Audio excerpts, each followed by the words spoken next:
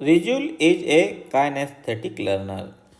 रिजुल एक गति संवेदी शिक्षार्थी है या गति सिद्धार्थ शिक्षार्थी है।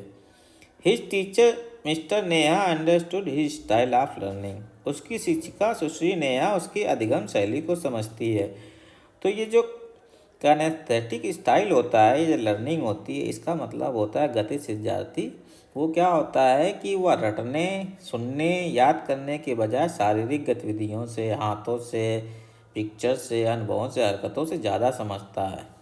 ठीक है, वे सिर्फ सुनने या याद करने के बजाय सामग्री को सक्रिय रूप से जुड़ना पसंद करते हैं। तो which of the following strategies should be see choose to clear his concept of multiplication.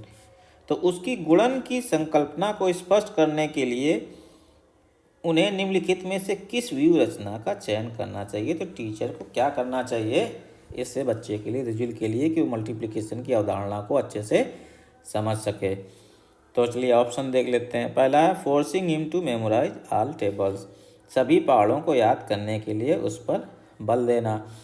तो देखिए, गुणन तालिकाओं को याद करना एक पारंपरिक तरीका है, लेकिन यह रिजुल जैसे गतिज शिक्षार्थी के लिए प्रभावी नहीं हो सकता, क्योंकि ऐसे शिक्षार्थी याद करने जैसी जो प्रक्रियाएं हैं इनमें परेशानी होती है, जूझते हैं।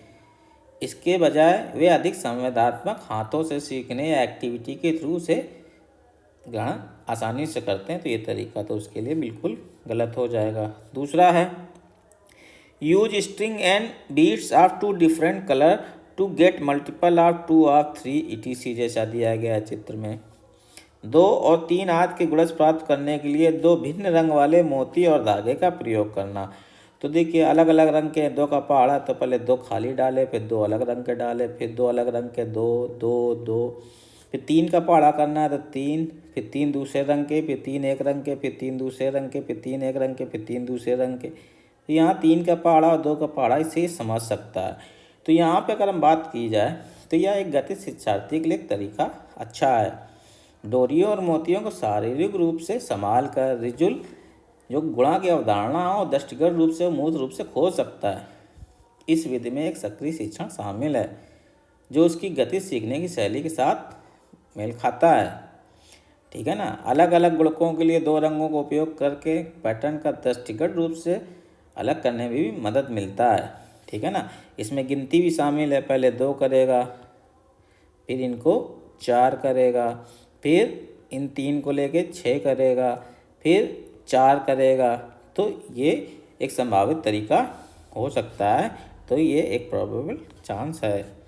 तीसरा है स्किप काउंटिंग, कटवा गिनती। स्किप काउंटिंग में क्या होता है, जैसे 2 का पहाड़ा है तो 2 2 की गिनती के बाद में नंबर टेबल में 1 1 का गैप कर दे, 2 2 का गैप कर दे। तो जैसे 3 3 का पहाड़ा आएगा, 3 का करना है तो 1 2 3 1 2 3 1 2 3 1 2 3, इस तरीके से। तो 3 3 का गैप कर दे। ठीक है, 2 को छोड़ के 3 का गैप कर दे, फिर 3 का गैप कर दे। ये भी एक तरीका होता है। लेकिन यहाँ पे क्या होता है, गुणन सिखाने के लिए एक अच्छी तकनीक है, लेकिन यह एक मानसिक या श्रवण गतिविधि से अधिक है। या एक गति सीखने वाले शारीरिक गति या रिजुल के लिए एक अच्छी तकनीक नहीं हो सकती, क्योंकि इसमें भी क्या है, उसके पैटर्न इस तरीके से उसको रटना है, याद करना है कि ऐसे हम करते हैं। ठीक है ना। ये मैथमेटिकल एक्टिविटी है, ना कि फिजिकल या एक्सपेरिमेंटल। तो ये भी एक सुटेबल ऑप्शन नहीं होगा। जबकि एक ऑप्शन होता है गिनती इस तरीके से मल्टीप्लिकेशन करना। चौथा है counting the points of intersection on cross line. आड़ी तिरछी रेखाओं से प्रतिच्छेदन बिंदुओं को गिनना। तो ये देखिए, इसमें क्या होता है कि जैसे ये 2 लाइनें हैं, इसमें एक लाइन खींच दी तो 2 एकम 2 2 बिंदु गिन लिए। फिर 2 लाइनें हैं, 2 लाइनें खींच दी तो 2 गुणे 2, ये 2 हो गई, इधर 2 हो गई, तो कितना आ जाएगा, ये प्रतिच्छेदन बिंदु कितने आ जाएंगे, 4 आ जाएंगे। फिर ऐसे मान लो 3 गुणे 5 करना है, 3 लाइनें ऐसे ले लें और 5 1 2 3 4 5 इस तरीके से ले लें तो प्रतिच्छेदन बिंदु गिन लेंगे। यहाँ पे 5, फिर 10, दूसरी लाइन में 15, तो कितने प्रतिच्छेदन बिंदु, 15।